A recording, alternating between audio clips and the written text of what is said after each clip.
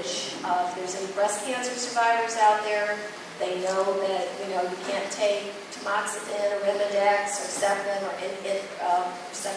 any of those drugs that you take for like 5 years after your diagnosis to keep the cancer from coming back. African American women have a much higher chance of having the triple negative breast cancer. In 2003, I went to my cousin's funeral, and I got a little card. It was a breast cancer ribbon, and it had green and black on it, and on the back it said that African American women, although we don't get breast cancer at higher rates than other ethnic groups, we are dying at higher rate than other ethnic groups. That was then, it is still true today. Something has got to be done. What can we do? Okay, I wish there was an easy answer, but since we don't exactly know where cancer comes from, there's no easy answers. But there are some things that we can do to reduce risk.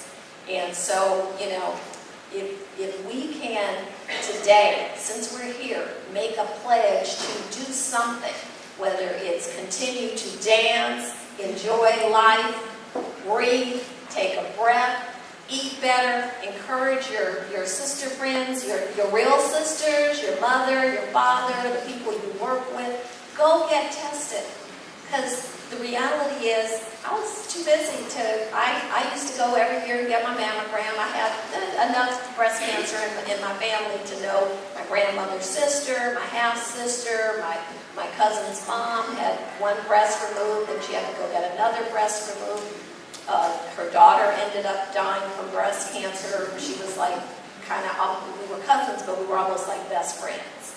Anytime you write 12-page letters once a week, I call that pretty close. I think we knew when we were, when we went to the bathroom. I might be exaggerating a little bit, but that's how close we were. And so it really hurt me when she died. I had no idea how many other people there were in my family that had cancer. Not just breast cancer, cancer period. Stomach cancer, lung cancer. I have cousins, aunts, uncles.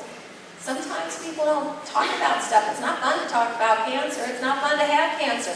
But if you can maybe not be too busy to take care of yourself so that you don't miss that annual mammogram, that annual screening. There's so many things that we know do affect breast cancer. Maintaining a healthy weight helps because, believe it or not, cancer grows off of things like estrogen. So that if you stay active and keep and maintain a healthy weight, that's good. Exercising regularly certainly helps. Not drinking too much. I happen to like margaritas, but you know what? Everything in moderation. Okay? Drink more water. Skip the sodas. It'll help with everything from diabetes to a whole bunch of other stuff. Know your history. Know your family history. Maybe talk about it at the family reunion. Don't just, sit around and have fun. Try to make a difference. I mean, we all have a circle of influence. We all have a circle of influence. Not just your best girlfriend, but, even her. If you know she isn't taking care of herself, then maybe you don't go do the decadent thing that you normally do. I mean, I love Starbucks, but, 500 calories every day? Come on, do I really need that? I mean, it won't hurt me to skip that and do, not to mention you'll save money. If you have friends that still smoke, I mean, save the money. How about that? Cigarettes, the last time I had to buy some for somebody were like $7. I told her I'm never buying it again. Well, I don't have to worry about that because guess what? She died. Okay? So don't ask me to buy cigarettes. Don't ask me to buy alcohol unless it's for margaritas, okay? But I guess I really wanted, if nothing else, I don't want to take up too much time, but there are a lot of issues beside breast cancer. If you go to the doctor and get tested, you're going to find out what your risk is for cardiovascular disease, which more women die from heart disease than breast cancer. Okay? You're going to find out if you have diabetes. Unfortunately, the African American community is adversely affected by diabetes. I mean, not only is it hereditary, sometimes people have pre-diabetes and they can actually not go into full-blown diabetes just by changing their diet and exercising. My story is that I was just too busy, and it's important that we actually put ourselves on our list of things to do and our priority list so that we can stay healthy, feel better, eat healthier. Start with one day a week. You don't have to give up everything good, but maybe the one day a week will venture into 2 days a week. Add some extra vegetables. Skip the carbs. Have 2 vegetables one day. It won't hurt you. I promise you, you'll get more.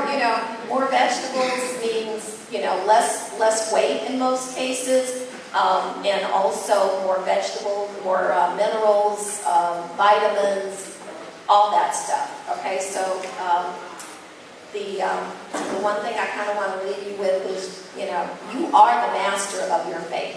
Okay, life doesn't just happen to you. Life should be intentional. Okay, so take a deep breath. Everybody, right now, please take a deep breath. Hold it in, and then release it. And hopefully you feel something. So, because a lot of us are too busy to even take the time to breathe. You can live without a lot of things, but air is not one of them.